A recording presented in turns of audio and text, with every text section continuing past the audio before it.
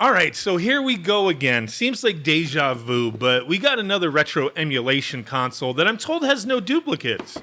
It's supposed to be a really clean build, and that sounds awesome. That's really what I wanted. They've been listening to me, maybe. Or maybe I need to just keep my expectations in check. We'll find out. So this thing, it looks like other consoles sold by numerous companies, but it is the new version, Hyperbase W1 by Jmachen. It's using a TX3 mini Android box with an Emulation build. So this Android box, it's the cheapest of the cheap boxes you could buy. I've seen this exact one sold from within the US for under $20. That's not from somebody selling and shipping outside the US. No, they're shipping it from within. It's a pretty cheap one. It's not going to be a powerhouse, but it should still be fairly competent with certain retro systems being emulated. It's got 2 gigabytes of RAM, and it's using the quad-core S905W chipset. So this company, Jmachen, they're selling several different configurations on places like AliExpress, supposedly Amazon as well, that have between 64 gigabytes to 512 gigabytes, as in a micro SD card with different amounts of games included. You can get it with no controllers, 1 or 2 controllers. You got some options here. I would say don't pay a premium for the included controllers. Get something better. This thing can use USB wired or Bluetooth controllers, so pretty much anything you already have will work here.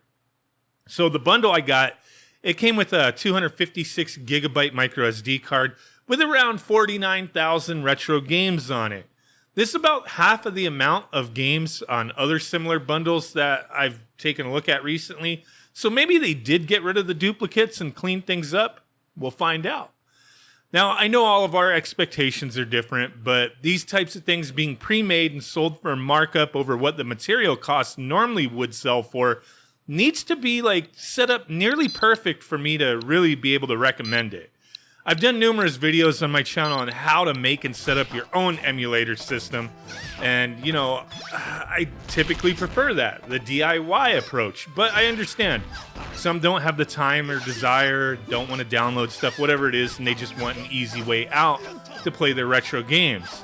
But always we gotta have our expectations in check when buying a Soldier Boy'd up product straight from China. It's just the way it is, and that's what I'm hoping to convey here. What to expect with this thing. So this Hyperbase W1, it has over 70 systems to select from in the UI, but some are the same system, like Japanese region or US region or a hacks section for a specific console, like Super Nintendo, NES, and Genesis. They all have multiple sections for their games, and that's a good thing in my opinion. They should actually separate the regions and hacks, make it easier to locate what you want to play. But just because they have it presented that way doesn't mean it will actually be that way. And unfortunately, I immediately noticed this company's promise of no duplicates or repeats is a bunch of boo-boo-ness, or bullshit as the ladies like to say. Most of these systems are not actually separated by regions, but instead all have each other's regions games combined into one another's list. So Super Nintendo and Super Famicom will both share the list of both regions games minus a handful, or maybe there will be extras, but I saw duplicates. Inflating the numbers, creating buttloads of dupes, that's just the way it is. For these systems, that I just mentioned anyway, that's fairly easy enough to clean up if you wish. And really, it mostly stops there with the duplicates. Now, one area this has been a big problem is, in other consoles in the past, has been the arcade selections. And here, I got to give them credit where credit's due. I didn't really notice it being a duplicate offender. The arcade stuff is mostly clean, it seems. Now, one of the areas I like being nicely set up and slimmed down is Game Boy Advance. I always like it to be a little bit more curated, but I understand, just dump all the games there. I get it.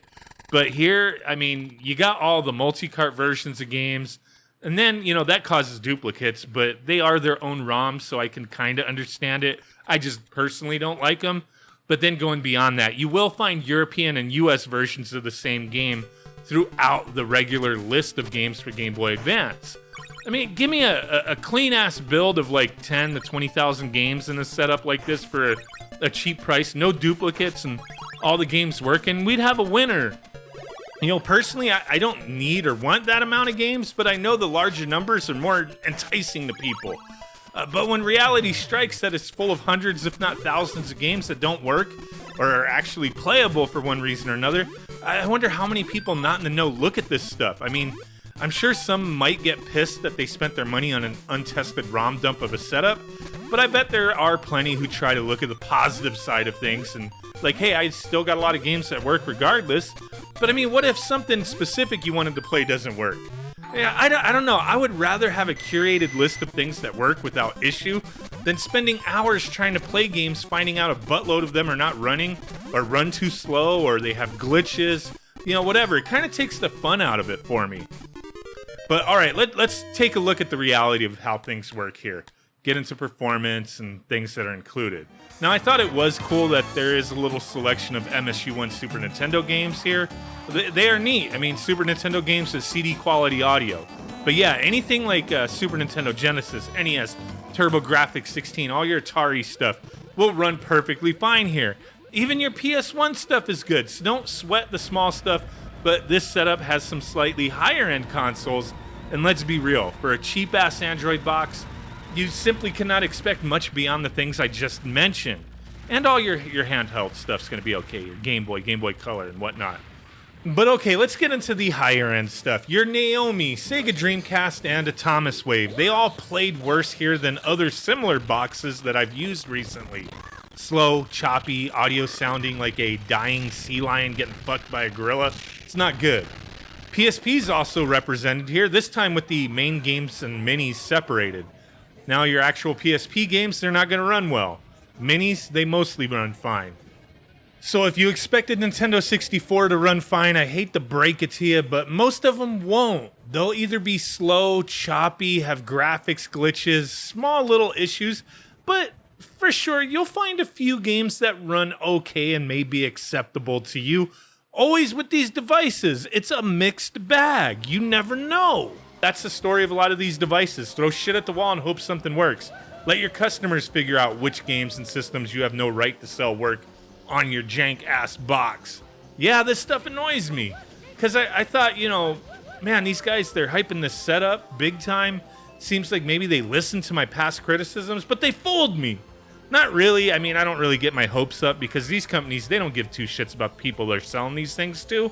They never have and they never will. But let's get back to it. I noticed they had PCFX on here with a little selection of games, but they run like ass, so who cares? 3DO? More like 3DO hell no. Choppy ass audio when a game seems like it might be close to running, or hey, do you like playing Samurai Showdown really slow, choppy, and without background graphics? That's your idea of a good time? Then here you go. You got 3DO. But okay, overall, I think this isn't the worst no-effort ROM dump I've ever seen, but it's still just a dump on a low-powered box. So yeah, I mean, if they were selling this with just PS1 and down and advertised it as such, you know, those wanting just those games could be pleased. But the systems that don't run well but are included and advertised, they give people this false idea of what this thing is capable of, or any of these types of devices. And I'm here to tell you, it's just all low-effort attempts to make a quick buck by these Chinese companies. They don't care. They will make numerous versions of the same thing, and if their reputation gets so bad sales start to fail or fall, they'll just change their business name and start over doing the same thing and rebrand, just tricking unsuspecting people into buying emulation setups that perform poorly. You know, I'm just kind of done with these things. I'm not impressed. I mean, some people may like them, but yeah, for what it's worth and what they actually do with these things, it's very low effort.